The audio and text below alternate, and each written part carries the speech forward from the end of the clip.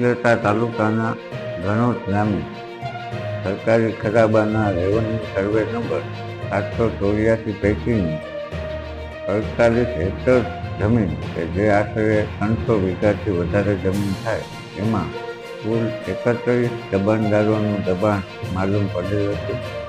જે અન્વયે જમીન મહેસૂલ અધિનિયમ કલમ 61 મુજબ ધોરણસર કેસ ચલાવી અને નિયમ અનુસાર કલમ 202ની નોટિસ આપી.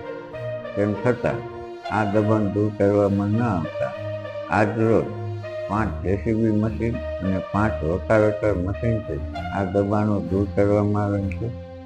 આ દબાણોમાં ખેતી વિષયક દબાણ હતા, ઉપરાંત વાડા કરવામાં આવેલ હતા અને મકાનો પણ બનાવવામાં આવેલ હતા. એ તમામને દૂર કરવામાં આવેલ છે. જે ખેતી બાબતના દબાણ હતા એમાં વાવેતર હતા તે કેવી રીતે દૂર કરાય? ખેતીના જે વાવેતર હતા એમાં રોટાવેટર મશીન ફેરવી અને આ તમામ પાક દૂર કરવામાં આવી અને જમીન ખુલ્લી કરવામાં આવી હતી. આ કામગીરી ઉપરાંત આ દબાણદારોની કુલ 4,42,000 જેવી રકમનો દંડ પણ કરવામાં આવ્યો છે, જેની પણ અમે વસૂલાત કરીશું. આ કામગીરીમાં અમારી કચેરીના નાયબ મામલતદાર, તલાટી, ધોરાજી ડેપ્યુટી કલેક્ટર સાહેબ તથા ઉપલેટા પોલીસ સ્ટેશનનો સ્ટાફ જોડાયેલો હતો. ઉપલેટા